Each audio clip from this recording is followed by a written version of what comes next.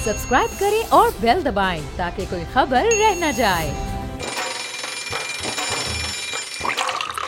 आजकल जिंदगी ही सुबह आउट ऑफ कंट्रोल है, दुनिया बोल है, तेरी दुनिया बोल है।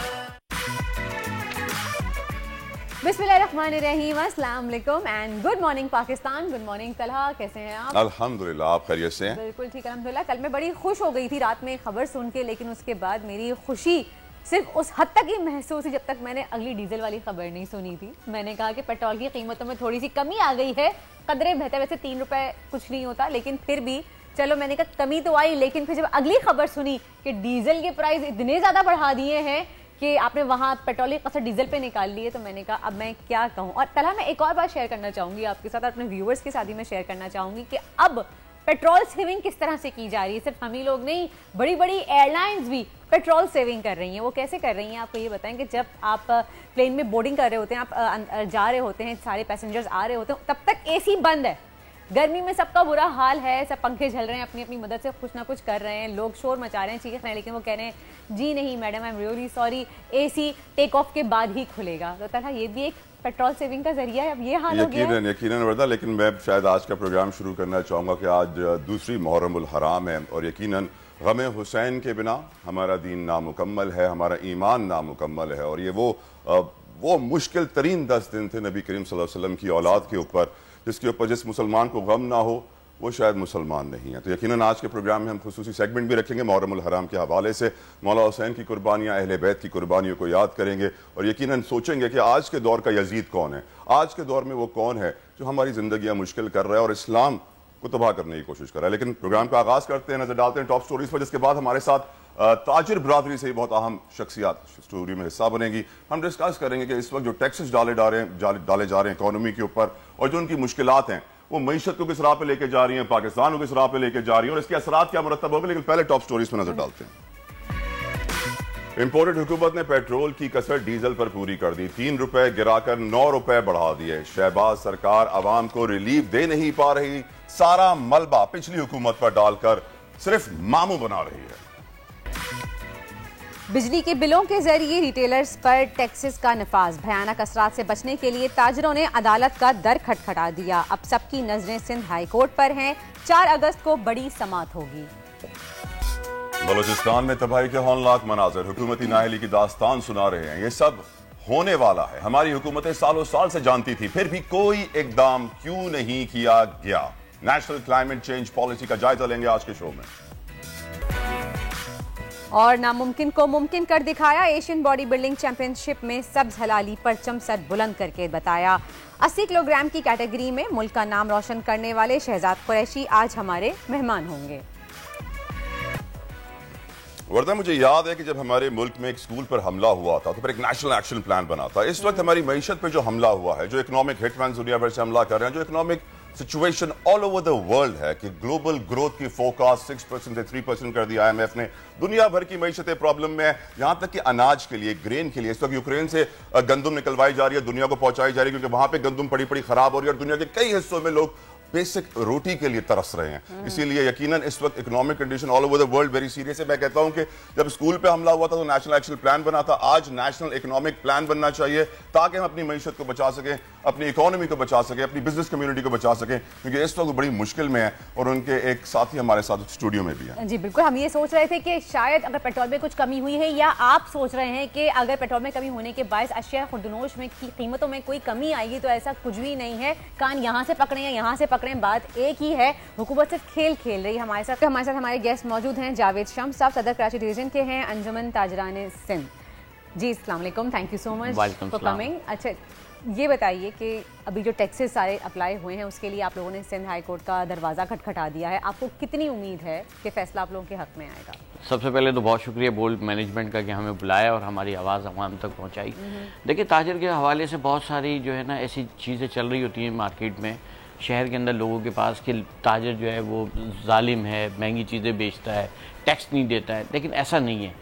पाकिस्तान में कई मिलियंस ताजर हैं। कराची में तकरीबन 8 लाख के करीब ताजर हैं जो छोटे से लेकर ऊपर तक के दरमियाने लेवल पे काम कर रहे होते हैं। अब इसमें होता ये है कि FBR ने एक अपना कानून बनाया हुआ है कि जो 6 लाख रुपए तक की इनकम सालाना बचत करता है, चाहे वो शख्स इंडिविजुअल हो या बिजनेसमैन हो, वो इनकम टैक्स से मुबर्रा है, उससे आज़ाद है। अच्छा, उसके बाद जब वो ऊपर 6 लाख से ऊपर जाता है तो फिर उसके बाद उसकी इकॉनमी चेक की जाती है, बैलेंसेस चेक किए जाते हैं, फिर वो टैक्स पेयर होता है, सालाना टैक्स देता है। लेकिन बदकिस्मती से मिफ्ता साहब ने जो है वो एक अचानक से आके बम मारा है और उन्होंने कहा कि जी बिजली के बिलों के हवाले से जो है वो टैक्स जो है वो आप पे करें। अब बिजली के बिलों के हवाले से वैसे ही आपको पता है बड़े मसाइल हैं। कराची के करोड़ों लोग जो हैं वो इस अजाब को झेल रहे हैं कि किसी की ओवर बिलिंग आती है, किसी को जो है वो एक्स्ट्रा चार्जेस लगा दिए जाते हैं। ताजिरों ने उनसे रिक्वेस्ट की थी कि जी आप फिक्स इनकम टैक्स की तरफ आइए। कम से कम को 3 लाख ऐसे ताजिर हैं जो इस वक्त टैक्स नेट में नहीं है। जावेद साहब, यहाँ पे ये बात क्लियर कर दीजिए कि चाहे आपका छोटा कारोबार हो, छोटे दर्जे के आप ताजिर हो या बड़ा कारोबार करते हो, टैक्स दोनों सूरतों में आपने पे करना है। जी बिल्कुल, इसीलिए के लिए कोई रिलीफ नहीं है। रिलीफ नहीं है, लेकिन उसकी कैटेगरी है। मिसाल के तौर पे अगर कोई छोटा ताजिर है तो वो सेल टैक्स में नहीं आता। जो 1000 स्क्वायर फीट से बड़ी दुकान रखता है और कोई मॉल में कोई शॉप रखता है, कोई आउटलेट रखता है किसी ब्रांड की, या उसका 12 लाख रुपए साल का जो है सालाना बिल है बिजली का, तो वो उस सेल टैक्स के अंदर इंक्लूड होता है, उसमें उसको टैक्स नेट में लाया जाता है। लेकिन सूरत ये छोटा ताजिर तो वो होता है जो गली मोहल्ले में बैठा होता है, जो ग्रास रूट लेवल से राब्ता कर रहा होता है, वो बता रहा होता है कि जी ये चीज़ इतने की आई है, वो चंद रुपए रखकर अपनी आगे सेल कर देता है। लेकिन बदकिस्मती से अब देखें 3 लाख लोगों को अगर टैक्स नेट में लाएं और 10,000 रुपये साल का उनका फिक्स कर दें आप, तो यकीनन ये 3 अरब रुपए से ज़ायद आपको जो है आमदनी हो सकती है। लेकिन ब्यूरोक्रेसी जो है वो अपनी वही चाल चल रही होती है कि आवाम हुकूमत और ताजिरों को लड़ा रही होती है। क्योंकि मैं ये कहूँगा, छोटे ताजिरों से बिलोंग करता हूँ, तो मैं ये कहूँगा कि इस पूरे सिस्टम को जो चीज़ सपोर्ट करती है, जिस प्लेटफॉर्म पे ये सब पूरा पाकिस्तान खड़ा है, वो छोटे ताजिरों की मईशत है। अगर मईशत को आपने चलाना है, सिस्टम कहते हैं क्या? जी बिल्कुल, सिस्टम तो है ये, बिल्कुल है। लेकिन तला भाई बात ये है कि ये सिस्टम डिस्टर्ब हुआ हुआ है, ख़राब हुआ हुआ है, हमने इसे सीधा करना है। सर ये सिस्टम ऐसा है जैसे ज़रई ज़मीनों में कच्चे की ज़मीनें होती है ना सर, जिनके ऊपर जो आके बैठ जाए वो उसका मालिक बन जाता है। कब्जे वाला सिस्टम है ये, बदमाशी वाला सिस्टम है ये। मैं बहुत सारे ताजिर रहनुमाओं को जानता हूं जिनको FBR वाले हिरासा करते हैं, और फिर मैं उनसे कहता हूं कि आप आइए टीवी पर आके हमें बताइए, अपना मौक़िफ़ पेश कीजिए, तो कहते हैं नहीं, हमारे लिए कारोबार करना मुश्किल हो जाएगा। फिर आप ताजिर बरादरी ब्यूरोक्रेसी की तरफ इशारा करती है कि ब्यूरोक्रेसी बड़े फड्डे करवा रही है। मेरा कहने का मकसद ये है कि सर ताली दोनों हाथों से बचती है। सिर्फ ताजिर बरादरी के साथ जो प्रॉब्लम्स हैं उसमें एक बड़ा रोल ताजिर बरादरी का भी है। बिल्कुल, जो इनफॉर्मल इकोनॉमी है, जो सारा कुछ होता है, जो टैक्स नेट से बचने के लिए वो हरबे अपनाते हैं, वो आप भी जानते हैं, मैं भी जानता हूं कि वो किस हद तक जाते हैं कि यार हम टैक्स देने से बच जाएं, हम टैक्स छुपा लें, हम अपनी इनकम छुपा लें ताकि हमारा टैक्स कम बने। आप अदालत में चले गए, लेकिन आपको नहीं लगता कि ताजिर बरादरी के मसाइल का हल एक नेशनल लेवल पे होना चाहिए? सिर्फ कराची छोटे ताजिर, बड़े ताजिर, मीडियम ताजिर, SME, लार्ज स्केल मैन्युफैक्चरिंग पे नहीं होना चाहिए। जब तक national economic policy, national economic plan ना बने, ऐसे लोग ना आए जिनको मईशत के बारे में पता हो, जिनको इकोनॉमी की नॉलेज हो, जिनको planning, strategy, financial, monetary, fiscal deficits ये सब कंट्रोल करना आते हो। अगर वो किसी पॉलिटिकल एजेंडा पे आ रहे हैं भाईजान, आपके लिए क्या करेंगे वो? सर वो कर ही नहीं सकते। उसकी वजह यही कि हम भी पिछले 70 सालों से पाकिस्तान का जो ताजिर है वो यही रो रहा है, यही कह रहा है कि जी एक मैकेनिज्म बनाएं, उसको चेक एंड बैलेंस करें। 3 इसको आप लेयर के अंदर कर सकते हैं। एक वो लोग हैं जो इंपोर्ट कर रहे हैं, जो मैन्युफैक्चरिंग कर रहे हैं, वो उसका एक अलग शोबा होना चाहिए। जो सप्लाई चेन के अंदर मौजूद हैं, डिस्ट्रीब्यूटर सिस्टम में मौजूद हैं, उनका एक अलग लेयर होनी चाहिए। और थर्ड कैटेगरी पे वो छोटा ताजिर होता है। देखिए बेसिकली जब तक ब्यूरोक्रेसी चीज़ों को क्लियर नहीं होने देगी, हमारा मुल्क तरक्की नहीं करेगा। आपने बिल्कुल सही कहा कि जी वो ब्लैक इकॉनमी जो होती है वो पूरे सिस्टम को ख़राब कर रही होती है। और क्यों नहीं आते जी? मैं तो कहता हूँ आइए, हमारी अकाउंटेबिलिटी कीजिए, हमें बुलाइए, हम तो फेस करेंगे, सामने खड़े होंगे, हम चोर नहीं है। देखिए सिस्टम कहीं और से ख़राब हो रहा है, लोग कहीं और डिस्टर्ब कर रहे हैं चीज़ों को। उसकी वजूहत ये है कि जो सेल टैक्स का निज़ाम है ना, मैं आपको क्लियर बता रहा हूँ, नाम नहीं लूँगा ब्रांड्स का, लेकिन मैं ऐसे बहुत सारे कंपनीज को जानता हूँ जो 25 लाख रुपए साल की प्रोडक्शन कर रहे हैं प्रोडक्ट की, और वो अपना FBR के अंदर जो है फिर वो जाकर कह रहे होते हैं कि जी हमने 25,000 जो है साल की। अब देखें चोरी को पकड़ना आसान है, मुझे पता है। तो जो FBR के लोग हैं, अब देखें ना, अगर कोई भी बिजली का इदारा अगर टैक्स कलेक्शन करेगा, जो 13,500 लोग आपने FBR में पाले हुए, उनका क्या होगा? उन्हें आप घर भेज देंगे। देखिए ये मिफ्ता साहब खुद एक बहुत बड़े बिजनेसमैन हैं और कराची से बिलोंग करते हैं, लेकिन बदकिस्मती ये है कि सियासी एजेंडा वाली बात है भाई, सियासी एजेंडा पाकिस्तान को खा रहा है, तबाह कर रहा है, बर्बाद कर रहा है।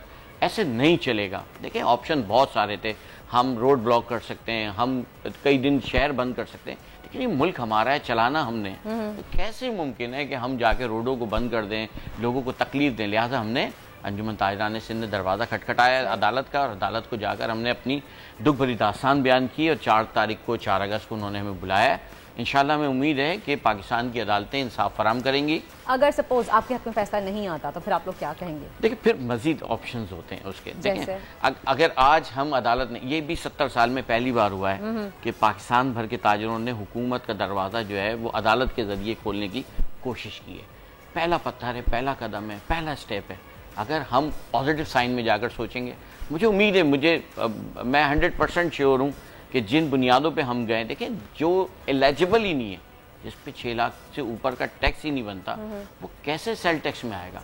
FBR के अपने SROs, अपनी कवानीन उसकी नफ़ी कर रहे हैं जज्बात में। लेकिन जावेद साहब, ये तो आप लोगों के सिंध के ताजरान हो गए ना, बाकी और दूसरे सूबों के भी ताजिर जो हैं तमाम पर सब लोग, तो आप सब लोग एक साथ मिलके क्यों कोई एक ऐसी पॉलिसी नहीं बनाते उस पे, ताकि आप इसमें भी सियासत होगी? एग्जैक्टली ऐसे ही है, बिल्कुल तलब, मैं आपसे बिल्कुल सहमत करता हूँ इस बात के ऊपर। देखें सूरत-ए-हाल ये है कि सियासी एजेंडा हर जगह मौजूद है, और जिनके मफादात नहीं होते ना बेटा, वो फिर आते भी नहीं है सामने। अच्छा, तो जब आप सब लोग एक साथ ही नहीं है तो फिर कैसे हम कोई पॉलिसी बना सकते हैं? नहीं बना सकते हैं। देखिए आप सब कह रहे हैं कि सूबों, आप तमाम सूबों के ताजिर भी, उसमें भी सियासत इन्वॉल्व हुई है, अब आप लोग भी मुत्तफिक नहीं है। देखिए आज ऐसा हुआ है कि कराची में पिटीशन दाखिल होने के बाद पूरे पाकिस्तान के ताजिरों ने उसको जो सपोर्ट किया है, और हमने उन सबको कहा है कि जी ये ठीक है कि एक एसोसिएशन ने ये स्टेप किया है, कदम उठाया, लेकिन आप सब इसको लेकर प्रोसीड करें, अदालत आए और अपनी तकलीफ बयान करें। अदालत खामदी नहीं है।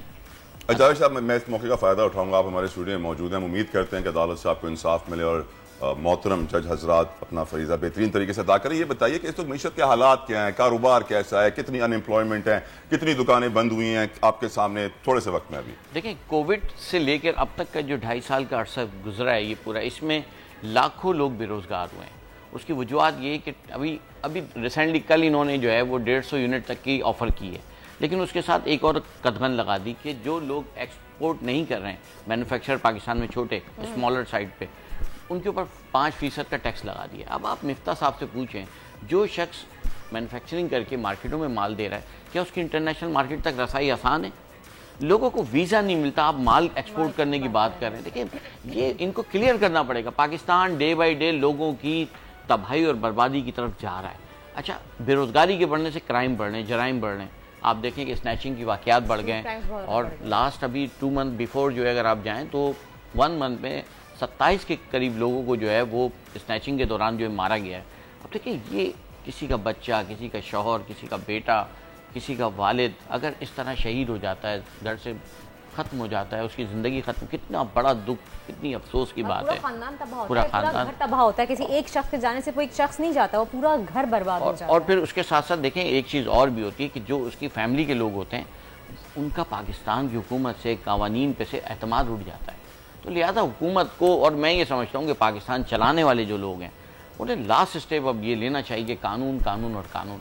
अगर मैं गाड़ी ड्राइव सही नहीं कर रहा हूँ, मैंने सिग्नल तोड़ा, तो मैं कोई भी हूँ। नहीं, लाहौर का कानून अलग है, इस्लामाबाद का अलग है भाईजान, पेशावर का अलग है, कोयटा का अलग है, और कराची का सबसे ही ज्यादा अलग है जंगल का कानून। Thank you so very much Javed साहब, आप आए, आपने अपना कीमती वक्त हमें दिया। लेकिन मेरी राय भी यही है, नेशनल इकोनॉमिक प्लान, एक टीम बनाई जाए जिसको पूरी पावर्स दी जाए, जिनको कोई हटा ना सके। 5-10 साल के लिए वो आए, लॉन्ग टर्म प्लानिंग करे और इकोनॉमी को, मईशत को इस दलदल से निकाले जिसमें हम फंसे हुए हैं। क्योंकि अगर हमने जितना जल्दी हम डिक्लेयर करेंगे कि हम डिफॉल्ट हो गए, उतना जल्दी हम अपने पैरों पर खड़े होंगे। जावेद साहब, हम ये छुपा रहे हैं नंबर फजिंग के जरिए कि हम डिफॉल्ट नहीं हुए, हमारी गाड़ी अभी तक चल रही है, वो इसलिए कि डिफॉल्ट हुए तो पैसे IMF के डूबेंगे और वो हमें 2-2 रुपए देकर चला रहा है। आई थिंक 45 दिन का हमारे पास जो है वो ज़र मुबादला के ज़खायर नहीं है। एक ब्रेक का वक्त, ब्रेक की जाने बढ़ते, मिलते हैं आपसे एक ब्रेक के बाद। देखते रहिए दुनिया बोल है।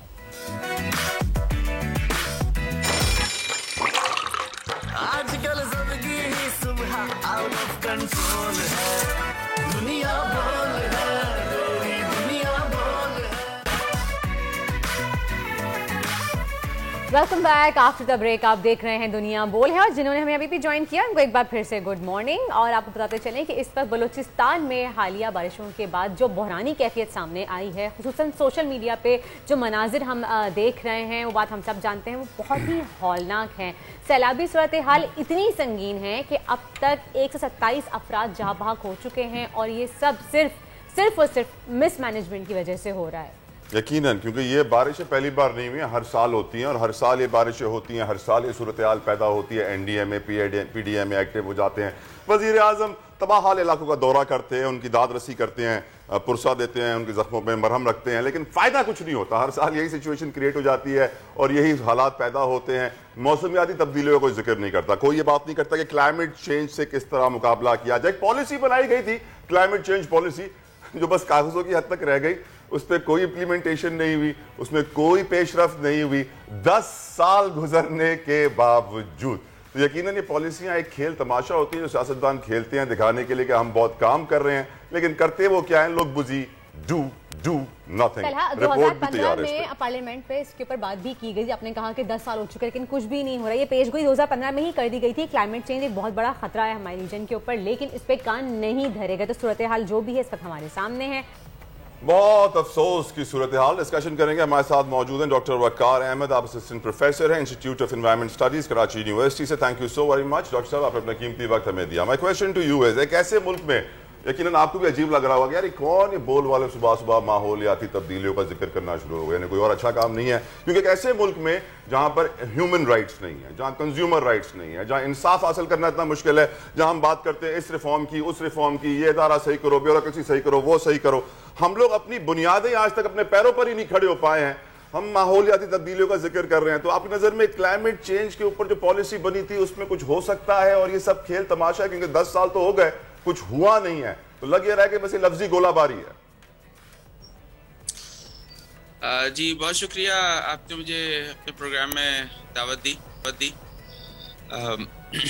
बिस्मिल्लाहिर्रहमानिर्रहीम। देखिए, ये इन्वायरमेंट के हवाले से, क्लाइमेट चेंज के हवाले से आप बात कर रहे हैं। क्लाइमेट चेंज बुनियादी तौर पे पहले देखना चाहिए कि ये है क्या।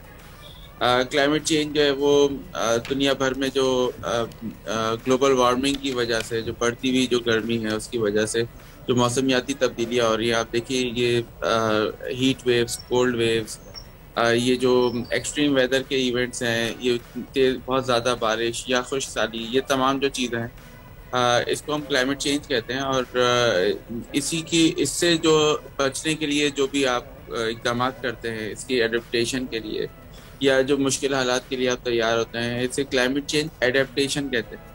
तो हमारे जो क्लाइमेट चेंज की जो पॉलिसी है उसमें क्लाइमेट चेंज एडेप्टेशन पे भी फोकस है।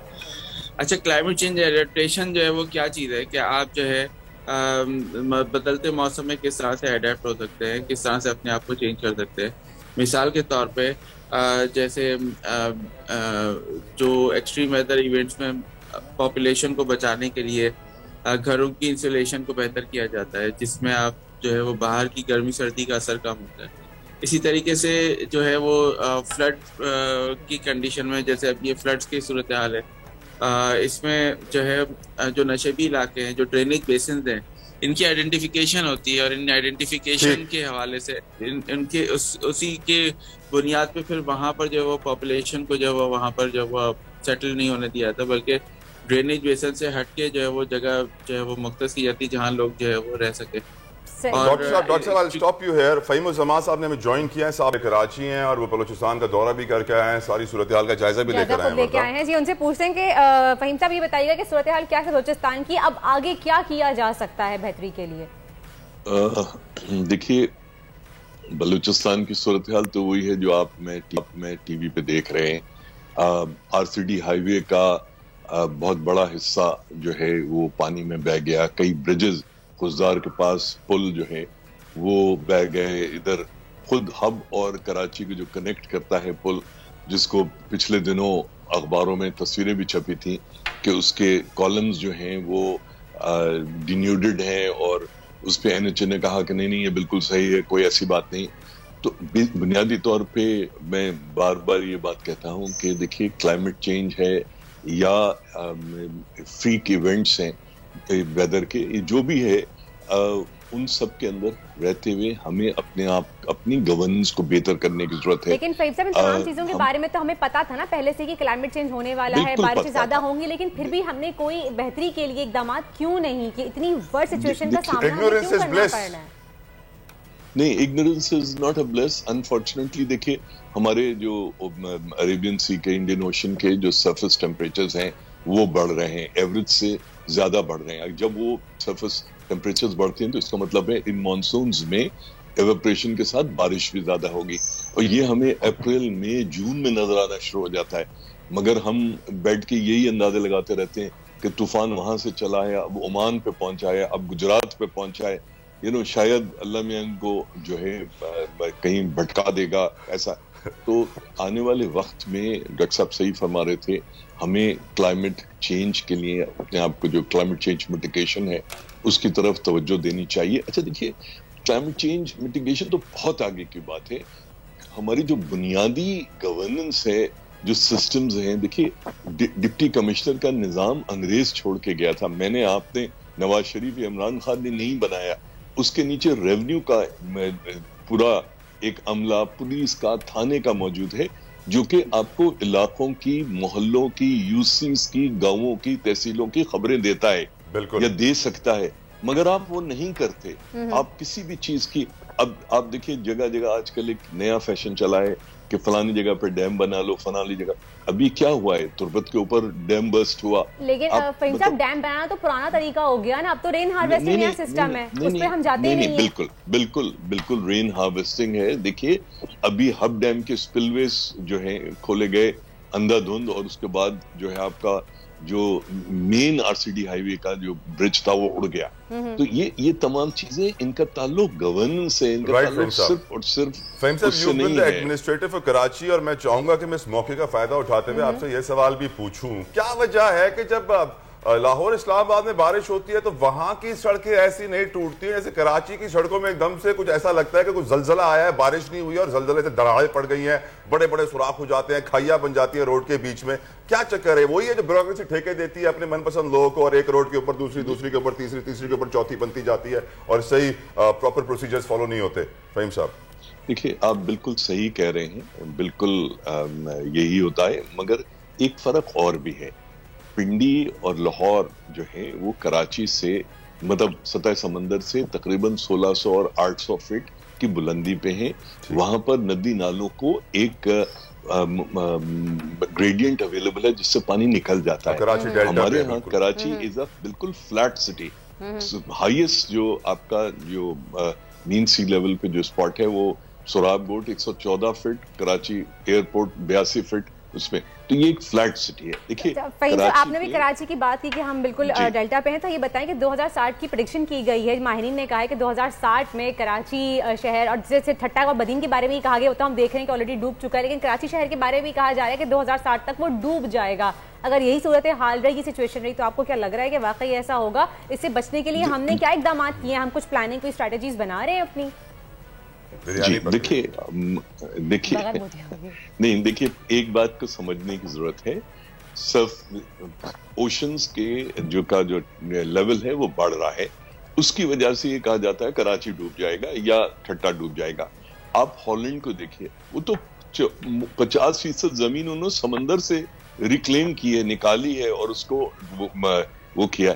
तो मतलब ठीक है, क्लाइमेट चेंज आ रहा है या वक्त के साथ सतह समंदर बढ़ रही है, मगर इसका मतलब ये नहीं है कि टेक्निकल सॉल्यूशंस इनको मिटिगेट करने के लिए नहीं है। सॉल्यूशंस मौजूद हैं, मगर क्या मसला ये है कि बहसियत मिनहसुल कौम और हमारे हुक्मरान जो है इस तरफ तवज्जो देंगे? नहीं सर, उनको मुल्क से प्यार है, सियासत से प्यार है। पाकिस्तान बाद में, पहले अपनी सियासी पार्टी। डॉक्टर साहब को तो डिस्कशन में शामिल करते हैं। डॉक्टर साहब जी फहीम साहब ऐड कर लें।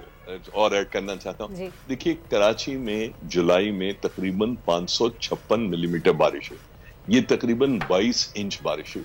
3,500 स्क्वायर किलोमीटर का रकबा है कराची का। ये तकरीबन 16 लाख एकड़ फुट पानी कराची पे गिरा है। अगर कराची की जो ओरिजिनल वाटर स्कीम थी वो डमलोटी वेल्स से थी। डमलोटी वेल्स इस वक्त खुश्क पड़े हैं। कराची में हर घर, हर मोहल्ले में कुएं हैं। अगर हम जो आप रेन वाटर हार्वेस्टिंग की बात कर रहे हैं ना, अगर हम यही कर ले बजाय इसके कि हम ये शोर मचाते रहेंगे और अर्बन फ्लडिंग को वो करें, अगर इन कुओं को एक्वाफर्स को चैनलाइज कर दे तो एक बहुत बड़ा पानी जो है कराची का के अंदर आपके कुओं को, और जो अंडरग्राउंड वाटर की लेवल बहुत ज्यादा नीचे जा रही है जिसकी वजह से शहर सिंक करते हैं। अगर इसमें कोई बहुत बड़ा खर्चा नहीं है, इसमें कोई टेक्निकल वो नहीं है, अगर इन चीजों पर ही अगर कर लेना तो आपको बहुत सारे फायदे हो सकते हैं। ना करें अच्छा, तो बहुत अच्छा मशवरा दिया है। यहाँ पे डॉक्टर साहब से मैं एक सवाल करना चाहूंगी। डॉक्टर साहब, ये हम कह रहे हैं कि इस दफा कराची में बहुत ज्यादा बारिशें हो रही हैं, बहुत हद से ज्यादा, जैसे कह रहे हैं कि 22 इंच तक बारिश जो है वो हुई है, लेकिन अगर हम 30 साल पीछे चले जाएं, अगर हम 80s में चले जाएं, 70s में चले जाएं, 1970s में, तो भी कराची में इतनी ज़्यादा बारिशें होती थी और जुलाई का महीना मशहूर था बारिश के लिए कि 27 से 15 जुलाई हुई, जुलाई शुरू हुआ और इतनी ज़्यादा तूफानी बारिशें होती थी गरज चमक के साथ कि शायद जो बारिशें अभी नहीं हो रही हैं। तो क्या ये वाकई क्लाइमेट चेंज है, या आप फिर कहते हैं ना कि जैसे कि आपका पूरा एक साइकिल रिपीट होता है 30 से 40 साल बाद, तो ये वही जो 30 साल पुराना साइकिल है बारिश का, वो रिपीट होकर दोबारा से अब आ रहा और है। साथ साथ ये बताइएगा, जिस तरह के फहीम साहब ने बताया कि वेल्स, कुएं बनाने चाहिए, क्या करना चाहिए, कोई रिकमेंडेशन दें कि इस मौसम से मुकाबला करने के लिए, क्लाइमेट चेंज से बचने के लिए क्या करना चाहिए? आप भी कोई तजवीज़ पेश कीजिए। देखिए, आपने कुछ चीज़ें सही पॉइंट आउट बिल्कुल की है कि आज से 30-40 साल पहले या 50 साल पहले का अगर जो क्लाइमेट देखें कराची का, तो वो आज के मौसम से काफ़ी मुख्तलिफ था। सर्दी यहाँ पर ज़्यादा हुआ करती थी और बारिशें भी ज़्यादा होती थी। और अभी जो ये जो मौजूदा जो सूरत हाल जो अभी हम देख रहे हैं, ये जो है ये क्लाइमेट चेंज का ही एक नतीजा है, जो कि हम अभी देख रहे हैं कि इतनी ज़्यादा बारिश या हीट वेव्स या फिर कोल्ड वेव्स जो आती हैं, ये क्लाइमेट चेंज का नतीजा है, जो गुज़िश्ता सालों में जिनकी फ्रीक्वेंसी बढ़ती जा रही है। अच्छा, अब इसमें सूरत है डॉक्टर साहब, मेरा सवाल समझे नहीं डॉक्टर साहब, मैं ये कह रही हूँ कि हम ये कहते हैं ना कि 30 साल बाद एक साइकिल पूरा रिपीट होता है, जैसे कि अर्थ रिवॉल्व करती है पूरा, तो पूरा एक साइकिल दोबारा से रिपीट होता है 30 साल बाद। मेरा ये सवाल है आपसे कि मुझे ये लग रहा है कि जैसे पहले बारिशें होती थी वही साइकिल दोबारा से अब 30 से 40 साल बाद आया है, वैसे ही बारिशें हो रही हैं। तो क्या ये वाकई क्लाइमेट चेंज है या वो साइकिल रिपीट हो रहा है? क्योंकि पहले भी बारिशें होती थी और इतनी ज्यादा बारिशें होती थी, ये भी कहा जाता है कराची में कि जरा सा हब्स हुआ और फौरन बारिश हो जाती थी। अब तो फिर भी वो सूरत हाल इतनी ज्यादा नहीं है, तो क्या ये सेम सिनेरियो ही आ रहा है वापस?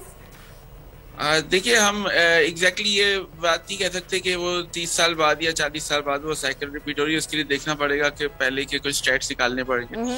लेकिन ये क्लाइमेट चेंज का कि ये जो है रिपरकशंस ये हैं, जो एक्सट्रीम वेदर की जो इवेंट्स हैं, ये क्लाइमेट चेंज के ये जो है वो नताइज हैं, इफेक्ट्स हैं, जो कि हम अभी देख रहे हैं। अच्छा, ये बहुत ही अनप्रेडिक्टेबल सूरत हाल होती है। अनप्रेडिक्टेबल सूरत हाल इस तरह से होती है कि आप जो है ये नहीं कह सकते कि ये जो बारिश का सिलसिला हुआ ये हर साल इसी तरह से होगा, या जो हीट वेव्स आई हैं या कोल्ड वेव्स हैं ये हर साल इसी तरह से आएंगी। ठीक है, अलबत्ता इनकी कराची में बर्फबारी होगी, चले ये बता दें। ये तो खैर मुश्किल लगता है कि कराची में बर्फबारी होगी, लेकिन मैं आपको बता रहा हूँ कि वेदर जो है अनप्रेडिक्टेबल होता जा रहा है। बहुत ही ज्यादा आपका जो क्लाइमेट है ना वो अनप्रेडिक्टेबल होता जा रहा है। जिस तरीके से फहीम साहब ने बताया कि लोग अपने घर में कुएं बनाएं, कोई मशवरा भी दे दें डॉक्टर साहब? नहीं, बनाए बने हुए हैं, पर जहाँ नहीं बने हुए फहीम साहब वहां तो बना लेना। डिफेंस से बहुत सारे घरों में नहीं है, 100 घरों में से 1-2 घरों में होते हैं। मैं कर्ज करूं, म्यूनिख एक शहर है जो चारों तरफ से पहाड़ों में घिरा हुआ है। अच्छा, वो बोल के अंदर है, तो 1920-1930 से जब वहां बारिशें होती थी तो उन्होंने पंपिंग का एक सिस्टम बनाया हुआ था कि जो बारिश जिसको आप अर्बन फ्लडिंग कहते हैं, वो पानी पंप करके पहाड़ों के दूसरी तरफ निकाला जाता है। उसके बाद उन्होंने क्या किया कि बहुत बड़े बड़े एरियाज में उन्होंने बफर्स क्रिएट किए, मतलब पूल्स बनाए या रिजर्वॉयर्स बनाए, और उनके ऊपर गोल्फ कोर्सेज, उनके ऊपर खेलों के ग्राउंड्स और बहुत सारी चीजें बना दी। जब बारिशें नहीं होती उनको वो पार्किंग के लिए भी इस्तेमाल करते। उससे हुआ ये कि ये पानी जो आपके पास है, जैसे मैंने अर्ज किया, इस दफा कोई 16 लाख एकड़ फुट पानी जो है कराची पे गिरा। अगर वो पानी, अगर आप एक बफर क्रिएट कर लें बजाय अर्बन फ्लडिंग होने के, वो पानी किसी तरह से, देखिए हर इलाके में आपके पास प्ले ग्राउंड है।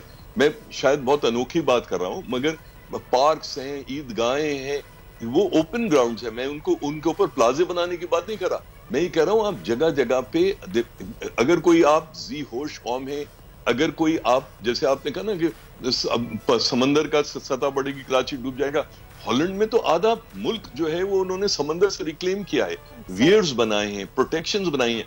आप भी ये सब कर सकते हैं। हम ज्यादा दूर नहीं, दुबई में देख लें, उन्होंने पूरा फार्म जुमेरा वगैरह बना दिया है, समंदर में ही उन्होंने बनाया है, मार्क प्रोजेक्ट्स बनाए हैं, इतने सारे उन्होंने। इन चीजों से इकोनॉमिक एक्टिविटी जनरेट होती है, लोगों को रोजगार मिलता है, सरिया, सीमेंट, भालू, मिट्टी, सबका कारोबार होता है, गवर्नमेंट को टैक्सेस मिलते हैं। तो कोई अगर नेकबख्त बैठ के इन चीजों के बारे में, मैं शायद बहुत ही अनहोनी बात कर रहा हूं, मैं शायद सर ये नेकबख्त कहां से आएगा फहीम साहब?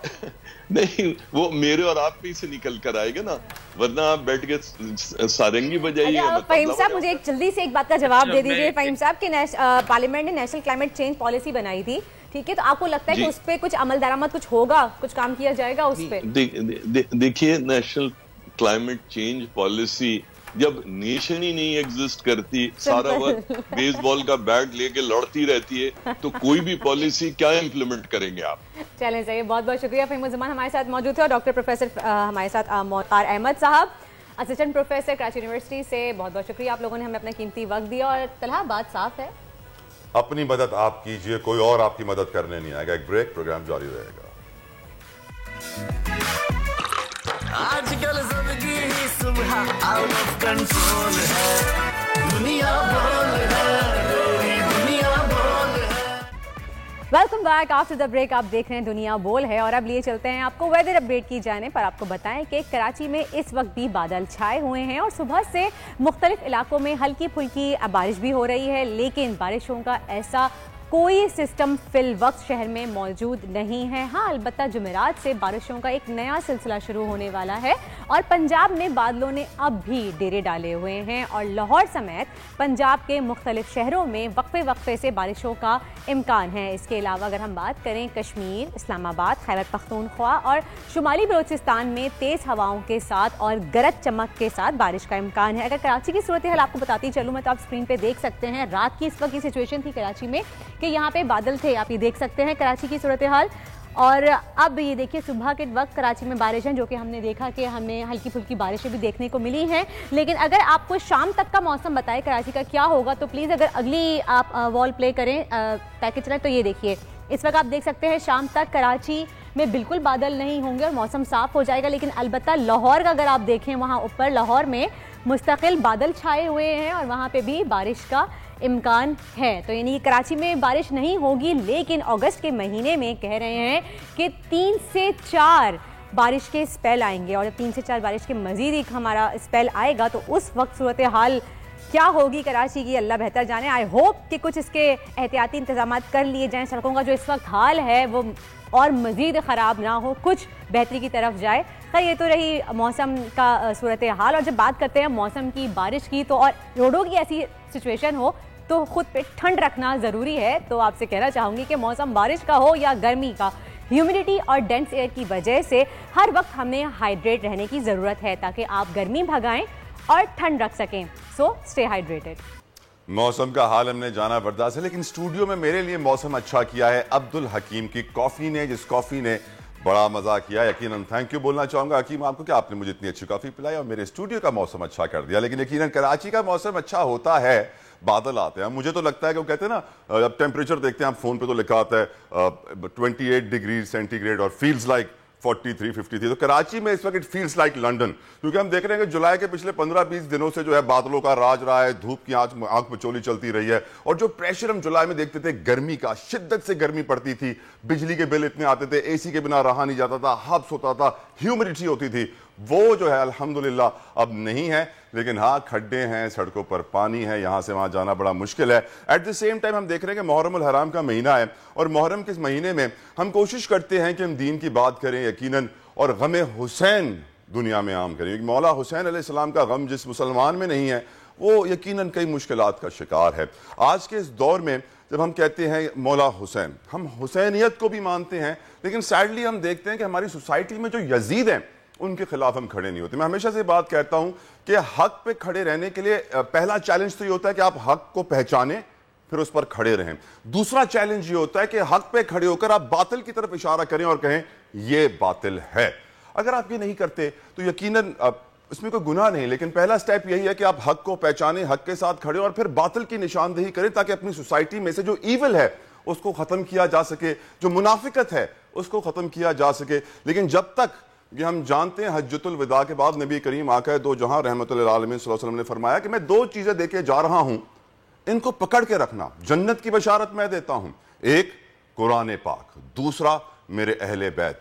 लेकिन अगर आज के दौर में आप अहले बैत से प्यार नहीं करते हैं, आप कुरान को भी सिर्फ रटना जानते हैं, हिफ्ज करना जानते हैं, समझने से इसका ताल्लुक नहीं होता, तो मैं बड़ा हैरान होता हूं कि मैं काफी अपने ऐसे दोस्तों से मिलता हूं जो हाफिज कुरान होते हैं और उनसे मैं कुरान की छोटी सी आयत का मतलब पूछ लेता हूं, कुरान से छोटा सा सवाल पूछ लेता हूं, तो कहते हैं हमने समझा नहीं है। जबकि एक आयत को समझना, समझकर पढ़ना 70 साल की इबादत है। कह दिया आका दो जहान रहमतुल्लिल आलमीन, लेकिन फिर भी हम कुरान को समझने पे जोर नहीं देते हैं। यही वजह है कि हम जानते हैं कि यजीद की पूरी फौज हाफिज कुरान थी, लेकिन समझ ना पाई कि सामने कौन था। सामने अहले बैत थे जिसको वो पहचान ना पाए क्योंकि वो कुरान को समझ ना पाए। जब तक आप कुरान को समझेंगे नहीं, आप अहले बैत को भी पहचान नहीं पाएंगे।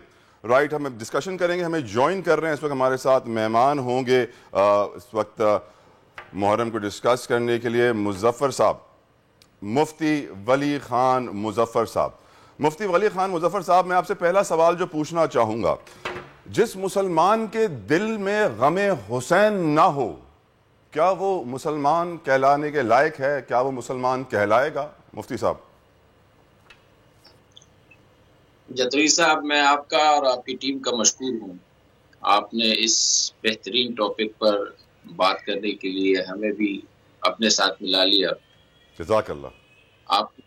आपके सवाल का मुख्तसर जवाब ये है कि गम हुसैन जिस सीने में नहीं है वो सीना मुसलमान नहीं हो सकता। ठीक। हजरत हुसैन अलैहिस्सलाम और हजरत हुसैन रजी अल्लाह ताला अन्हु दोनों आप कह सकते हैं। बिल्कुल, बेशक। वो इस्लामज़ादे थे। सुभान अल्लाह। और हजरत हुसैन रजी अल्लाह ताला अन्हु को समझने की जरूरत है। और ये जो आपने हदीस यहाँ जिक्र फरमाई कि आप सल्लल्लाहु अलैहि वसल्लम ने फरमाया कि मैं तुम में 2 चीजें छोड़ के जा रहा हूँ, वो दोनों चीजें मा इन तमस्सक तुम बिहा लन तदिल्लु अबदा, कि जब तक तुम इसको थामे रखोगे कभी भी गुमराह नहीं होंगे। उसमें एक रिवायत में है कि अल्लाह ताला की किताब और मेरी इतरत यानी मेरे अहले बैत, और एक रिवायत में है अल्लाह ताला की किताब और मेरी सुन्नत। बहरहाल दोनों चीजें इकट्ठी भी हो सकती हैं कि अहले बैत सुन्नत ताबीर है अहले बैत से और अहले बैत ताबीर है सुन्नत से। सुभान अल्लाह। सहाबा ताबीर है सुन्नत और सुन्नत पर अमल किया सहाबा ने, दोनों एक ही चीज है। अल्लाह ताला हम सबको समझने की और सबको लेकर चलने की तौफीक नसीब फरमाए। हजरत हुसैन रजी अल्लाह ताला अन्हु को जब आप देखते हैं और फिर आप हजरत इब्राहीम अलैहिस्सलाम को देखते हैं, हजरत इस्माइल अलैहिस्सलाम को देखते हैं, हजरत ईसा अलैहिस्सलाम को देखते हैं कि हजरत इब्राहीम अलैहिस्सलाम के लिए आग गुलजार बना दी गई, हजरत इस्माइल अलैहिस्सलाम के लिए वो जो छुरी थी वहां हुक्म हुआ कि ये छुरी ज़बह नहीं कर सकेगी, हजरत मूसा अलैहिस्सलाम को समंदर ने रास्ते दे दिए, हजरत ईसा अलैहिस्सलाम सूली पर नहीं चढ़ाए जा सके, और हजरत हुसैन रजी अल्लाह ताला अन्हु मैदान करबला में जैसे वो रेगिस्तान उनके खून का प्यासा था। इस फलसफे को समझने की जरूरत है कि ये हुसैन का इम्तिहान था। अल्लाह ताला यहाँ भी उनके लिए गुलजार बना सकते थे, इस रेगिस्तान में समंदर में दे सकते रास्ता, तो रेगिस्तान में भी रास्ता दे देते, इनको जिंदा वहां से बचा के ले जा सकते थे। लेकिन ये इम्तिहान था उनका और ये पेपर था कि इस इम्तिहान में उन्होंने अल्लाह ताला को अपनी जान देनी है और इस शान से देनी है और इसको मिसाल बनाना था। बेशक बेशक। मुफ्ती साहब, मैं डिस्कशन थोड़ी सी जो है यकीनन यहाँ पे कुछ सवाल जरूरी अपनी सोसाइटी के लिए करना चाहता हूँ। यकीनन मौला हुसैन का जिक्र चलता रहेगा, हम उनकी खुसूसियात, उनकी खासियत, उनकी अच्छाइयाँ बताते रहेंगे, लेकिन एक प्रॉब्लम है हमारी सोसाइटी में।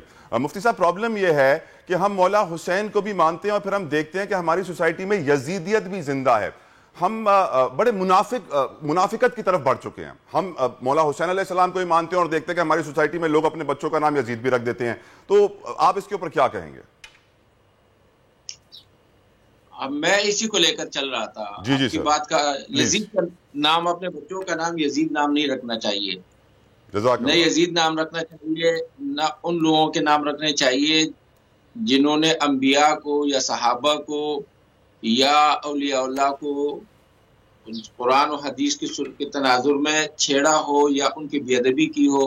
इससे एहतियात करना चाहिए, ये कोई अच्छी बात नहीं है। यजीद को मानने का मतलब ये हुआ या उनको प्रचार करने का मतलब ये हुआ कि आप हजरत हुसैन रजी अल्लाह तआला अन्हु की कुर्बानी और उनके जो शहादत है उसका गोया आप मजाक उड़ा रहे हैं। ये मुनासिब तरीका नहीं है इस्लाम में। लेकिन ये यजीद यजीद यजीद के बजाय हम हुसैन हुसैन हुसैन का तज़किरा ज्यादा करें तो ये बेहतर रहेगा। सुभान अल्लाह। और हम उस तरफ जाए ही नहीं, उस पर बहस ही नहीं करें, सुभान अल्लाह, छोड़ दें। वो जैसे इस तरह के लोगों का जो है ना तज़किरा न करने से न करना बेहतर है। मैं ये अर्ज कर रहा था कि मुआशरों में, इंसानी मुआशरों में ज़मान व मकान के साथ ऐसे उसमें ऐसे औकात आते हैं, ऐसे लम्हे आते हैं कि इंसानी मुआशरा सिसक रहा होता है। जुल्म की चक्की में, करप्शन की चक्की में, फसाद की चक्की में, बदअखलाकी और बदअतवारी की चक्कियों में, ऐसे मौके पे अल्लाह ताला जब उम्मत पर रहम फरमाते हैं तो उनमें एक हुसैन पैदा कर देते हैं। सुभान अल्लाह। बहुत बहुत शुक्रिया मुफ्ती वली खान मुजफ्फर साहब। आज मेरे पास वक्त इतना ही था, लेकिन हम कोशिश करेंगे कि आने वाले प्रोग्राम से भी आपको हम लेते रहें और मुहर्रम के तमाम अहम दिनों में हम आपके साथ होंगे और यकीन हम इसका जिक्र करेंगे कि करबला में जो कुर्बानी थी मौलाम की, उसका रिजल्ट हमें क्या मिलना चाहिए, उससे हमें सीखना क्या चाहिए, क्या वजूहात थी कुर्बानियां दी गई, इस पर रोशनी डालते रहेंगे। इस वक्त मैं मुफ्ती वली खान मुजफ्फर साहब का बहुत बहुत शुक्रिया अदा करूँगा जिन्होंने वाज़ेह कर दिया कि हुसैनियत सबसे ज्यादा जरूरी है। इस घर की गुलामी ना हुई तो जिंदगी में आपने कुछ ना पाया। वर्दा जी तरह बेशक आपने बिल्कुल सही दुरुस्त फरमाया। मौलाना साहब भी बातें कर रहे थे, आगे भी हम यही सेगमेंट आपके साथ जारी रखेंगे पूरे मुहर्रम। तो अब हम थोड़े जिक्र करें कि जिस तरह से सुबह से हम उस तरह बात कर रहे हैं पाकिस्तान की, मुल्क की सिचुएशन की, रोड टूटे हुई हैं, सड़कें टूटी हुई हैं, कोई देखने वाला नहीं है, कोई इसको पूछने वाला नहीं है हमारे मुल्क का आखिर होगा क्या। तो मैं सुबह से थोड़ा सा इस कश्मकश में हूँ कि कैसे हम इसका जवाब ढूंढें। तो मैंने सोचा क्यों ना हम बोल्ड प्रेडिक्शंस करते हैं, हम हमेशा सियासतदानों के बारे में बात करते हैं। तो फाइनली आज मैं सवाल करना चाहूँगी उनसा से, हमारे साथ मौजूद हैं उनसा, बहुत ही फेमस टैरो कार्ड रीडर हैं, हमेशा हमें अच्छी प्रेडिक्शन बताती हैं और सूरत हाल से हमें आगाह करती हैं। तो उनसे मैं पूछूंगी कि उनसा सबसे पहले तो अस्सलाम वालेकुम एंड वेलकम टू दुनिया बोल है। Good morning. वालेकुम अस्सलाम, गुड मॉर्निंग। कैसी हैं उनसा? मैं ठीक हूँ अल्हम्दुलिल्लाह, आप कैसी हैं? बिल्कुल ठीक। उनसा मैं हमेशा सबसे पहले सियासतदानों से स्टार्ट करती हूँ, लेकिन आज मैं पूछना चाहूंगी कि मुझे आप पाकिस्तान के लिए कार्ड निकाल के बताइए कि क्या कभी आगे आने वाले कुछ सालों में हमारा मुल्क बेहतर हो सकता है? जो शिकायतें हमारी हैं हमारे शहर से, हमारे मुल्क से, सड़कें टूटी हुई हैं, आई मीन क्लाइमेट चेंज का इतना बुरा हाल है, क्या कभी ये शिकायतें हमारी दूर होंगी, मुल्क बेहतर होगा? देखिए, जहाँ तक सड़कें टूटी हुई हैं या जो आम आवाम के जो मसाइल हैं वो पूरी तरीके से हल तो होते हुए नजर नहीं आ रहे, लेकिन ये है कि कार्ड्स जो मैं आपको दिखा देती हूँ, एम्परर का कार्ड है, फर्स्ट कार्ड जो है वो एम्परर का कार्ड होता है। ये बड़ा स्ट्रॉन्ग कार्ड होता है, विल पार का कार्ड होता है। तो पाकिस्तान अगर चल रहा है तो अपनी विल पार से चल रहा है। मैं नहीं समझती कि सियासतदान या हुकूमत जो है वो उसका कोई सहारा है पाकिस्तान को या अवाम को। अवाम भी अगर चल रहे हैं या अगर ये मुल्क सरवाइव कर रहा है तो ये अपनी विल पार से चल रहा है।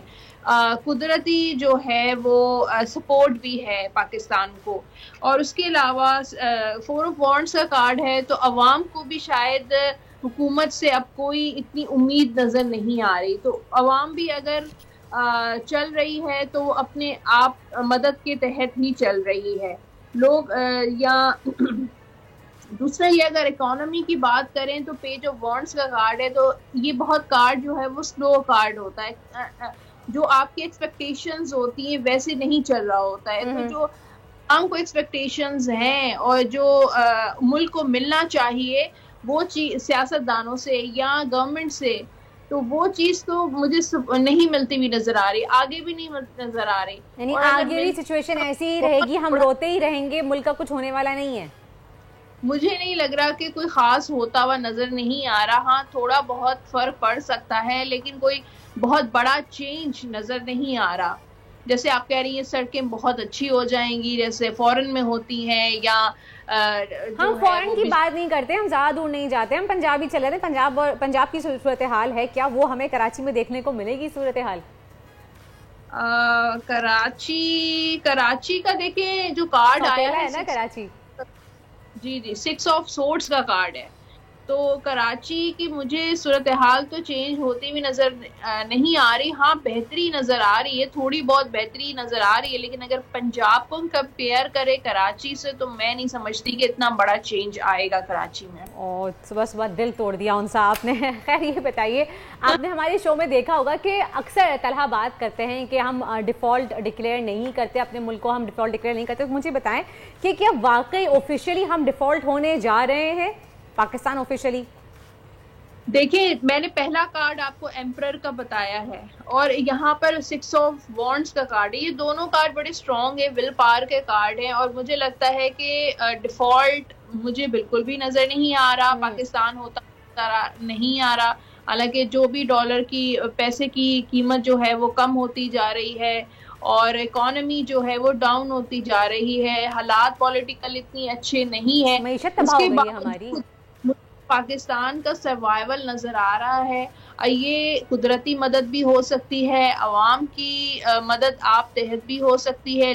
लोग इतने ज्यादा जो है वो आदी हो चुके हैं इन चीजों के उनको उम्मीद ही नहीं है अब के सियासतदानों से या तो मुझे लगता है कि लोग जो है अपनी मदद आप तहत के मतलब एक मुल्क चला रहे हैं, मुल्क चलाते पब्लिक ही मुल्क चला रही है, इकोनॉमी को संभाल रही है। तो मैं नहीं समझती कि कोई ऐसा डिफॉल्ट होते हुए नजर आ रहा है। यहाँ पे मुझे अभी नजर आ रही है, आगे 3 माह के बाद चीजें बेहतर होती हुई नजर आ रही हैं। 3 माह के बाद सही आपको लग रहा है कि 3 माह के हालात कुछ बेहतर होंगे, चीजें बेहतर होंगी, तो आपको क्या लग रहा है आगे? जी बोलिए। द जस्टिस का कार्ड है और ये कार्ड कह रहा है कि जो चीजें अभी बैलेंस नहीं है वो 3 मंथ्स के बाद या 4 के बाद चीजें बैलेंस होना शुरू हो जाएंगी। अब ये कैसे हुकूमत के जरिए होंगी, अवाम के जरिए होंगी, कुदरती तौर पे होंगी, लेकिन चीजें बेहतरी की तरफ जाएंगी, चीजें बैलेंस होंगी। सही। अच्छा, नवाज शरीफ के बारे में आपका क्या कहना है? क्योंकि एक तरफ उनकी पार्टी कुछ लोग कह रहे हैं कि हमारे लीडर आएंगे और अनकरीब आएंगे, लेकिन नवाज शरीफ साहब खुद अभी आने के लिए रजामंद नहीं है। तो आपको क्या लग रहा है कि वो उनकी वतन वापसी हो सकती है, नहीं होगी, और अगर होगी तो कब तक होगी?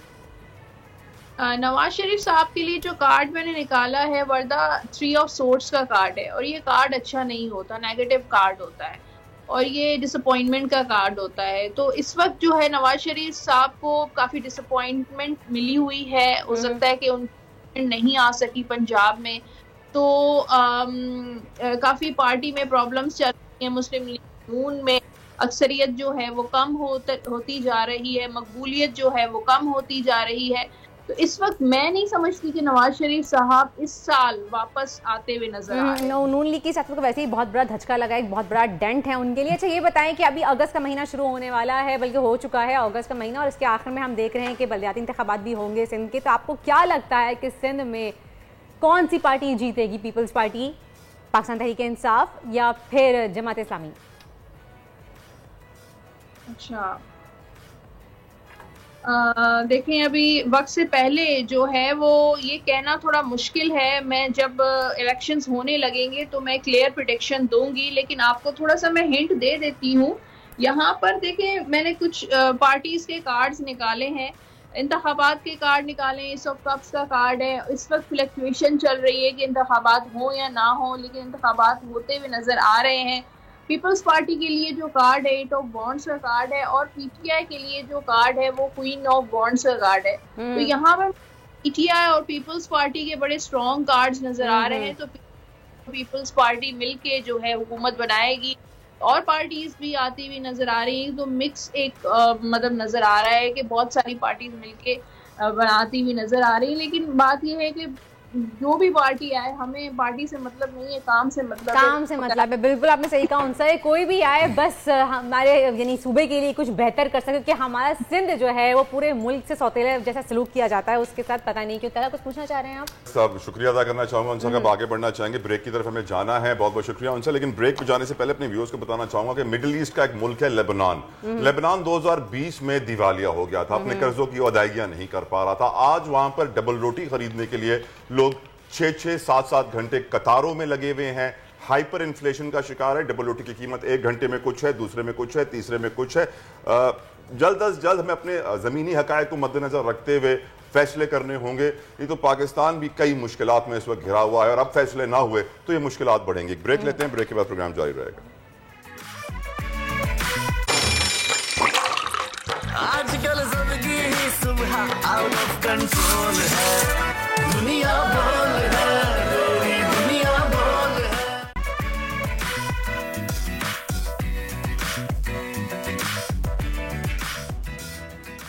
वाओ तलहा, पहले तो ये देख के एक तो देखिए, एक तो गोल्ड मेडल जीता हुआ है, ऊपर से ये बॉडी आपने कभी बनाई है?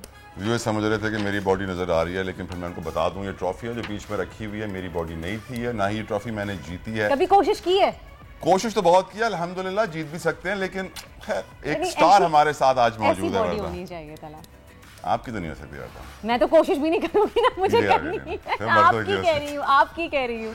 दिल्ली के ख्वाब चीज ऐसी बॉडी बनाने के लिए पूरी जिंदगी का जोर लगाना पड़ता है, क्या कुछ खाना नहीं पड़ता है, कहाँ का इंजेक्शन लगाने पड़ते हैं, ये आपको बाद में बताऊंगा। लेकिन पहले एक हमारे हीरो हैं जिन्होंने दुनिया में पाकिस्तान का सबसे लाली परचम लहराया है, शहजाद अहमद कुरैशी साहब। इससे पहले कि मैं आपसे उनकी मुलाकात करवाऊं, मैं हमेशा से कहता आया हूं कि हमारे यहाँ हर खेल की 10-10 एसोसिएशंस हैं, हर कोई अपनी एसोसिएशन बना के अपना मुकाबला करवाता है, जिसकी वजह से खिलाड़ी कहता है कि यार यहाँ मुकाबला लड़ने से अच्छा है बाहर कहीं चलते हैं, वहाँ ज्यादा रिकग्निशन होगी, वहाँ मेरिट पे फैसले होंगे, पर्ची नहीं होगी। Thank you so very much Qureshi साहब, आपने अपना कीमती वक्त हमें दिया, ज्वाइन किया स्टूडियो में, बड़ी मुश्किल में टूटे हुए खड्डे वड्डे रोड पानी को अबूर करते हुए यहाँ तक पहुंच गए हैं। बहुत बहुत शुक्रिया आपका। सबसे पहले आपको बहुत बहुत मुबारक हो कि आपने गोल्ड मेडल विन किया। जिंदगी का सफर बताइए, क्या खाते हैं रोज, कितने अंडे, कितना दूध, कितना दही? ये तो डाइट होती है इसमें, अब इसमें मैं क्या बताऊँ आपको। मुझे ये बताएं शहजाद साहब कि ऐसी बॉडी बनाने के लिए, जैसे कि हमने अभी स्क्रीन पे भी देखा, ऐसी और ऐसी कोई फर्क नहीं है, दोनों की एक जैसी है ना, जैसी है। ऐसी बॉडी बनाने के लिए कहते हैं कि एक शख्स को अपनी कहते हैं सोशल लाइफ पूरी छोड़नी पड़ती है, अपने आप को दुनिया से पूरा कट के रहना पड़ता है, सिर्फ आपकी प्रॉपर कैलकुलेशन होती है, हर चीज कितने घंटे सोना है, इतना खाना है, इतना पीना है, हर चीज बैलेंस और कैलकुलेट चलती है। ऐसा है? बिल्कुल बिल्कुल ऐसे ही है। कब से आप रोबोटिक जिंदगी जी रहे हैं और कब तक जीते रहेंगे? जब तक जिंदगी है, जब तक जिएंगे इंशाल्लाह। कैसे पड़ा शौक, कैसे हुआ ये सफर शुरू, कुछ बताइए अपने बारे में, अपनी कामयाबियों के बारे में। ये सफर बड़े भाई को देख के शुरू हुआ है। मेरे बड़े भाई भी इसी फील्ड में थे। कौन से साल में? 94। पर मैंने काफ़ी मतलब छोटा सा था, उनके साथ ही था, छोटा काफ़ी था, उनके साथ जाना आना, साथ चीज़ देखना, कॉन्टेस्ट, मगर उस टाइम शौक नहीं था इतना। फिर थोड़ा था टाइम गुजरते गए, फिर आहिस्ता आहिस्ता ये शौक पैदा हुआ। तो ये 2008 में मैंने शुरू करी। तो कभी इरिटेट नहीं हो जाते, तंग नहीं आ जाते कि हर वक्त इतना कैलकुलेटेड चलना? कि कभी आप लोग मेरे ख्याल से नॉर्मल लाइफ तो अपनी स्पेंड नहीं करते, राइट?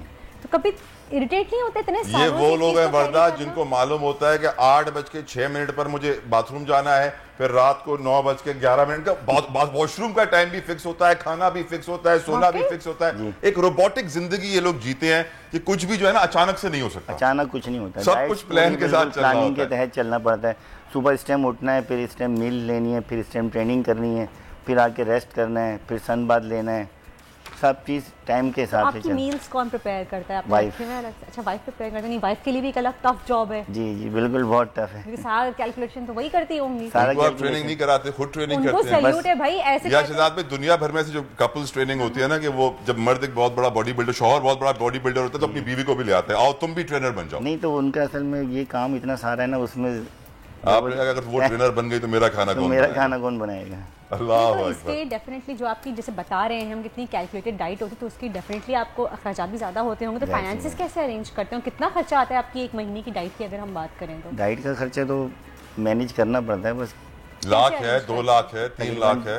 मैं ट्रेनिंग है ना, जिम के अंदर ट्रेनिंग भी करवाता हूँ, तो उसमें फिर वो वहाँ से मैनेज करना। फिर भी डाइट कितने की पड़ती है मुझे ये बता दो। हाँ, अंदाजन डाइट कितने की पड़ती है एक महीने की? और आजकल तो इतनी महंगाई हो गई है। चलो एक दिन की बता दो थोड़ी। 150,000 1.5 लाख रुपए महीने की डाइट। अच्छा ये बताएं कि इसमें आपके सारे सप्लीमेंट्स भी शामिल हैं? सप्लीमेंट्स तो कम, डाइट पे फोकस ज़्यादा होता है और ट्रेनिंग पे। अच्छा, मैंने शुरू में आपसे बात की तो मुझे रियलाइज़ हुआ कि आपने शायद पाकिस्तानी जो मुकाबले होते थे उनसे थोड़ा सा आपका दिल टूट गया। जी, क्या वजह थी इसकी? बस फैसलों की वजह से। आपको पता है पाकिस्तान में फेडरेशन भी बहुत है। मैं खेलता था पाकिस्तान आर्मी से, डिपार्टमेंट से खेलता था, तो तकरीबन 4 साल से मेरे साथ यही हो रहा था। मिस्टर पाकिस्तान में वन साइड होता था, मगर वो अपने किसी लड़के को जितवा देते। तो मैंने फिर आखिर में फैसला करा यहाँ खेलने से बेहतर है बंदा बाहर खेले। वहाँ पे एक आपकी वर्थ बनेगी, आपका नाम बनेगा, एक आपकी वैल्यू बनती है, फिर आगे भी चांस बनता है जाने का। वो तो इसलिए यहाँ से मूव करना पड़ गया। वहाँ पर कैसा लगा आपको? डिसीजंस, इवेंट, जजेस, जूरी? बहुत ज़बरदस्त था वहाँ। पूरा मेरिट पे हुआ? जी, मेरिट डिफरेंस पे। क्या है यहाँ से वहाँ? अगर बहुत हम फ़र्क है। उसकी बात करें, वहाँ कोई पर्ची नहीं ट्रेनिंग थी? की बात करें, कोई पीछे से नहीं आ रहा था पर्ची देने के लिए? नहीं, वहाँ पे ऐसा सिस्टम इसका नाम ले लो। नहीं, 15 जजेस बैठे हुए थे आगे। 15 जजेस का पैनल। हाँ, पैनल था, पूरा मेरिट पे था, और उसमें इंडियंस भी थे सर, मतलब जितनी मुल्क की कंट्रीज थी सबके जजेस थे। शहजाद, मालदीव जाना, खर्चा, एयर टिकट, खाना पीना, हुआ स्पॉन्सरिंग यू? कोई था सहारा? स्पॉन्सर यकीनन उनका नाम लेना चाहेंगे क्योंकि मैं चाहता हूँ कि ऐसे स्पॉन्सर्स को हम हाईलाइट करें जो ये अच्छा काम करते हैं। ये जो स्पॉन्सर है ये 2 साल से हमारे साथ है। मैं इससे पहले हम लोग गए थे वहाँ पे, अपना उज़्बेकिस्तान गए थे, वहाँ पे मैं वर्ल्ड खेला था, उसमें सिल्वर मेडल हुआ था वहाँ पे मैं। कोई इंडिविजुअल स्पॉन्सर है? कोई ये हाँ स्पॉन्सर है, ये अपना इदारा है? ये है टॉप सिटी के ओनर हैं। ठीक है, कंस्ट्रक्टर्स एंड डेवलपर्स हैं, बिल्डर्स हैं। यकीनन तो ये वही सारी सपोर्ट करते हैं, क्योंकि अगर वो सपोर्ट नहीं करें तो इतने सारे प्लेयर्स नहीं जा सकते। पाकिस्तान से, इंडिया से तो काफ़ी मुल्कों से ज़्यादा प्लेयर थे, हमारे फिर भी कम प्लेयर थे। पाकिस्तान से कितने गए थे? 6 प्लेयर गए थे, बाकी ऑफिशियल थे 12। टोटल 12 लोग थे हम लोग। पाकिस्तान सिर्फ आपने ही गोल्ड मेडल विन किया? गोल्ड में नहीं किया। किस कैटेगरी में आपने जीता मेडल? कौन सा मेडल? 85 केजी की। 85 केजी। और फिजिक को जिसमें बॉडी बिल्डिंग में आपने? फिजिक में एक लड़के ने हमारे सिल्वर मेडल किया था। ग्रेट। एक जूनियर में ब्राउन मेडल किया था। ग्रेट। तो कितने मेडल्स आए टोटल पाकिस्तान? मेडल्स 3 मेडल्स आए और बाकी पोजीशंस थी। वाह जी वाह। गोल्ड, सिल्वर और ब्रॉन्ज तो हमारे पास ही आ गया। जी, और तकरीबन 6 प्लेयर थे, बाकी सबकी पोजीशन आ गई। अच्छा, हमारे प्रोड्यूसर साहब कह रहे हैं कि अब उनकी ख्वाहिश है ना, आप जानते हैं हमारे प्रोड्यूसर साहब आजकल ज़माना भी कैसा है, वो कह रहे हैं आपकी बॉडी देखना चाहते हैं। वो अब क्या वजूहत है देखने के? अब आप जानते हैं इतनी खूबसूरत आपने बॉडी बनाई है, इसलिए वो देखना चाहते हैं। तो प्रोड्यूसर साहब कौन से कैमरा में? अच्छा, ये आपका कैमरा है, अगर आप बैठे बैठे मुझे अपने बाइसेप्स दिखा दें। अच्छा, सोलो आ गया आपका, सोलो। प्रोड्यूसर साहब ने मेहनत कर दी है।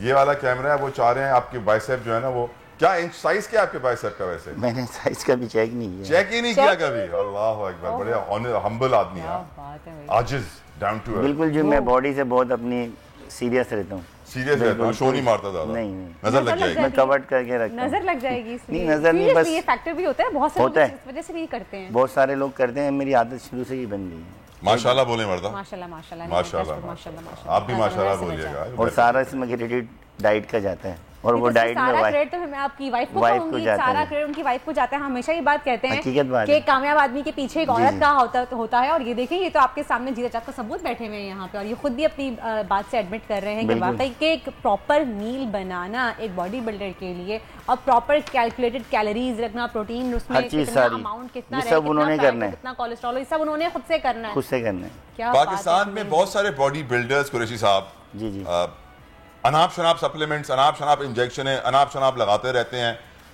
प्रॉपर ट्रेनिंग्स नहीं है, उनकी गाइडलाइंस नहीं है। हर किस्म के सप्लीमेंट, स्टेरॉइड्स इजीली अवेलेबल है। हर कोई अपना अपना स्टेरॉइड लेकर आता है कि हाँ भाई ये मैं लाया हूँ मार्केट में। नहीं, देखिए सबसे डेंजरस नहीं है हमारी बॉडी बिल्डिंग कम्युनिटी के लिए। सबसे पहले तो देखें जो कोचेज हैं वो गलत हैं, क्योंकि देखिए गाइड करने वाले ही गलत होगा तो फिर स्टूडेंट्स तो फिर गलत ही हो जाएगी। अब उसको पहले उसकी डाइट तो अच्छी करें, उसकी हेल्थ देखें, उसकी हेल्थ में क्या चल रहा है, उसकी डाइट में क्या चल रहा है, फिर जाके उसके ऊपर जो भी करना है फिर करें। ऐसे किसी को सप्लीमेंट देने से पहले डॉक्टर भी दवाई देता है, पहले उससे मर्ज पूछता है कि आपको क्या तकलीफ है। तो आपको भी पता करना चाहिए। जो भी ट्रेनर हैं आजकल, जो नए नए लड़के ट्रेनर बने हुए हैं, थोड़े से कॉन्टेस्ट खेल लेते हैं कि उसके बाद वो ट्रेनर बन जाते हैं, उस्ताद बन जाते हैं। फिर वो लड़के को क्या दे रहे हैं क्या नहीं दे रहे उनको कुछ पता ही नहीं। डेफिनेटली आप भी लेते होंगे? नहीं, मैं डाइट पे फोकस करता हूँ। मैंने बार बार बोला कि मैं लंबी तैयारी होती है। मैं 20 मतलब साल के 12 महीने बताऊं, मैं बॉडी बिल्डिंग कम्युनिटी के साथ बहुत क्लोज हूँ। मेरे बहुत दोस्त हैं, खुद एक्सरसाइज का शौक है, हर किस्म की fitness, fighting, kick boxing, body building, हर चीज़ की है मैंने। ऐसा कोई बिल्डर नहीं है सर जो मुकाबले के लिए तैयार होता हो और वो स्टेरॉइड्स ना लेता हो। नहीं, देखिए लेते हैं, हर बंदा लेते हैं। उसके बिना आप उस लेवल पे पहुंचेंगे नहीं। जब आपको मालूम है स्टेज पे खड़े हुए हर खिलाड़ी ने स्टेरॉइड लिया हुआ है। मैं आपको बताऊं स्टेरॉइड्स भी लेने का तरीका है ना। अग्रीड, स्टडी मगर स्टडी है ना। अब ये थोड़ी कि खाली उसी पे फोकस करें। तो आपके कोच कौन है जो आपको बताते हैं? मेरे बड़े भाई हैं। आपके बड़े भाई बताते हैं? मेरे बड़े भाई हैं और एक मेरे दोस्त हैं। तो वो प्रॉपर वो डॉक्टर हैं, की डायग्नोसिस करते हैं? वो डॉक्टर हैं। हाँ, देयर यू गो। दुबई में होते हैं वो डॉक्टर। मुझे बताइए कि जो नीम हकीम आए हुए हैं ना बॉडी बिल्डिंग में, मैं यही तो बताना चाह रहा हूँ, मैं इंजेक्शन ठोकना चाहते हैं। यही तो बताना चाह रहा हूँ कि उनको पता नहीं है कुछ। किस तरह बंदे की हेल्थ तो बहुत सारे लोग शायद आप कुछ लोग सुन रहे हैं और सोच रहे हो कि यार कुरैशी साहब जो कह रहे हैं जरा गौर से सुने। क्या वो आपके भाई से रब्ता करें, डॉक्टर साहब से पूछे कि हमें किस तरह? बिल्कुल। डॉक्टर खलील हैं जी जी, जो दुबई में होते हैं। मेरे दोस्त भी हैं, मेरे बहुत अच्छे मतलब करीबी, जो पूरा मेरी स्टडी वही करते हैं सारी। लेकिन आपको मालूम है ना हर जिम के अंदर एक बंदा होता है कहता है यार मुझसे ज्यादा स्टडी किसी के पास है नहीं, ये ऐसा कुछ नहीं सिस्टम। हर बंदा ही बना हुआ है आजकल। तो आप देखें ना, कोई क्वालिफिकेशन नहीं है, कोई सर्टिफिकेशन नहीं है। यूट्यूब पे 4 वीडियो देखो और बोलो मैं बन गया हूँ मास्टर। गूगल देख लिया आपने, पढ़ लिया गूगल में यार ये ऐसे लगानी है, ऐसे लगानी है, लगाने के बाद उसका रिजल्ट नहीं आया फिर। अच्छा मुझे बताएं कितने ऐसे केसेस हैं जो खराब हुए हैं कुरैशी साहब? अक्सर केसेस हैं। क्या होता है खराब? यही वजह। दिल का दौरा? नहीं, ऐसा कुछ नहीं होता बॉडी में। मतलब देखें नहीं, सबसे पहले डाइट, वो डाइट फॉलो नहीं करते हैं। अब जैसे डॉक्टर भी मना करते हैं ना परहेज करना है आपने, तो इसका भी परहेज है। बहुत ज्यादा सख्ती है इसके अंदर। हाँ, स्टेरॉइड्स के बाद आप काफी सारी चीजें खा नहीं सकते। नहीं खा सकते। तो वो लड़के क्या होता है, यंगस्टर होते हैं, वो गूगल पे खुद ही देखा उन्होंने खुद ही अपने ऊपर किया एक्सपेरिमेंट और खा पी लिया सब। उसके बाद फिर उनकी बॉडी में रिएक्शन होना शुरू होता है। तो ये वजह होती है। इंसान को चाहिए थोड़ा सा इसको पहले देखें समझें फिर करें। और ये जो बॉडी बिल्डिंग की जो 15 से 1600 एसोसिएशंस हैं उनको आप कैसे खत्म करेंगे? एक कैसे बनेगी? ये खत्म नहीं हो सकती। ये तो सबने अपने सियासत की नजर हुई हुई है। अब देखें मैं अपनी बता रहा हूँ आपको, मैं अभी खेलने गया हूँ जी, मालदीव में खेलने गया। जिस फेडरेशन को मैंने छोड़ा था वो मेरे अगेंस्ट बयान देने लग गए। उनको तो खुश होना चाहिए ना, मैंने तो पाकिस्तान के लिए खेला है, मैंने अपने लिए थोड़ी खेला है। सर वो पाकिस्तानी नहीं है ना जो नाराज हुए हैं। जी बस बात ये है। हम जब तक सिंधी, पंजाबी, बलोची, पठान बने रहेंगे और पाकिस्तानी नहीं बनेंगे, हम नुकसान उठाते रहेंगे। यही वजह है। मैं तो ऐसा फ्लैग पाकिस्तान का था पीछे, मेरे पीछे मेरा फ्लैग तो नहीं था, मेरा नाम का लगा हुआ था। कौमी तराना भी पाकिस्तान का ही चल रहा था, मैंने अपना तराना तो नहीं बनाया। पाकिस्तान को रिप्रेजेंट करें, अपने मुल्क को रिप्रेजेंट करें। तो उनको तो खुश होना चाहिए, भले XYZ कोई सी भी फेडरेशन हो, कि वो यार हमारे मुल्क के लिए नाम कर रहे हैं। वो पर्सनल हो गए। पर्सनल। जब पाकिस्तान का कौमी तराना बज रहा था, सब हिलाली परचम लहराया जा रहा था, जी, क्या फीलिंग्स थी कुरैशी साहब? क्या ख्वाहिश में क्या हो रहा था? दिल में तो ये हो रहा था, बस एक वलवला सा था एक दिल में। क्योंकि देखें इतना बड़ा स्टेज 3 खेलना और बराबर में हरीफ, आपके पता है इंडियन प्लेयर थे मेरे साथ। जो मेरे हरीफ थे वो इंडियन थे, उज़्बेकिस्तान के थे, मलेशिया के लड़के थे। तो फिर उसके अंदर अपने आप को विन करना और फिर अपना पाकिस्तान का कौमी तराना। आपको अपना कंपटीशन सबसे ज़्यादा किससे टफ लगा? मैं तो अल्हम्दुलिल्लाह जब स्टेज पे गया था मैं वन साइड था। रियली? आपको नहीं लगा कोई भी आपको टफ टाइम देगा? नहीं। वाओ। मेरा मतलब तैयारी बहुत अच्छी थी। माशाल्लाह माशाल्लाह सर। कोई आपकी कोई ऐसी अपील हुकूमत से, कोई मुश्किल आपकी करियर में जो आप चाहते हैं कि मजीद आने वाले जो खिलाड़ी हैं जो बॉडी बिल्डिंग करना चाहते हैं, इंटरनेशनल मुकाबलों में जाना चाहते हैं, वो फेस ना करें? कुछ आप अवेयरनेस क्रिएट करना चाहेंगे इस हवाले से? मैं यही दूंगा उनके लिए कि किसी प्लेयर्स को ना रोका नहीं जाए। यहाँ पे जो रोकते हैं ना कि आप नहीं जाएं खेलने के लिए, अब जैसे जो हमारे कौन रोकता कौन है भाईजान? ये फेडरेशन वाले रोकते हैं कि उनकी फेडरेशन में नहीं जाए आप। नाम ने किसने आपको रोका? कौन सी फेडरेशन? मुझे तो कोई नहीं रोकेगा। फिर भी कौन सी फेडरेशन रोकती है? इतनी सारी फेडरेशनें बनी हो पाकिस्तान, सब रोकती हैं। सब रोकती हैं, बोलते हैं आप फलाने में नहीं जाएं, आप फलाने में नहीं जाएं। अब जिनके साथ हम गए थे वो हमें लेके गए ना, तो उनको वो कहते हैं भाई हमारे पास सब आए। जब वो सिलेक्शन रखते हैं ना, वो फ्री एंड सिलेक्शन लेकर गया था। कौन सी फेडरेशन? सुहेल अनवर।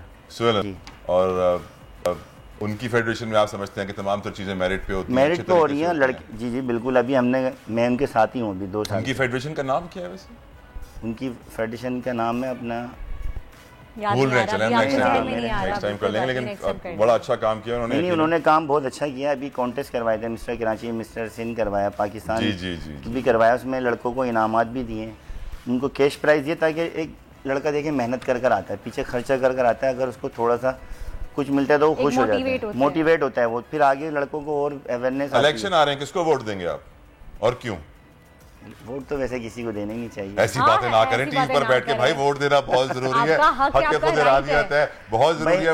वोट दीजिएगा भाई, वोट उसको देंगे जो काम करेगा। आपको वो तो कोई भी नहीं करता। नहीं, इनका क्या लगता है कि कौन काम करेगा? वैसे इमरान खान को तो काम करना चाहिए कराची अल्लाह में। करे ऐसा अल्लाह हो, करे पर ऐसा मसला हो। यही है वैसे तो कराची हमने से वो पहले भी वोट 18वीं इमरान तरमीम खान के बाद कुरैशी साहब उनके पास कराची में कोई पावर रहती नहीं है, फिर जब भी उनसे हाँ, पूछेगा ये नहीं हुआ, ये नहीं हुआ, ये नहीं हुआ, तो 18वीं तरीके से बहुत बहुत शुक्रिया Thank you so Shahzad much, Ahmad बहुत कुरैशी बहुत साहब, अल्लाह को कामयाब करे, आपकी मुश्किलात दूर करे। लेकिन मैं अपील करता हूँ कि खेलों के अंदर से सियासत खत्म करो भाई। खुदारा जब भी हम देखते हैं ताजिर बरादरी आती है, वो कहती है हमारी एसोसिएशन में सियासत है, हम लोग इसलिए अपने टारगेट अचीव नहीं कर पाते। खिलाड़ी आता है, वो कहता है हमारी एसोसिएशन में सियासत हर है, जगह मेरिट होता नहीं सियासत है। है। हर जगह सियासत ने मुल्क की मईशत, सियासत, मुआशरत को तबाह कर दिया है। खुदारा बेहतरी आएगी, इस उम्मीद और दुआ के साथ अपना बहुत ख्याल रखिएगा। अल्लाह हाफिज़, अंटिल नेक्स्ट टाइम।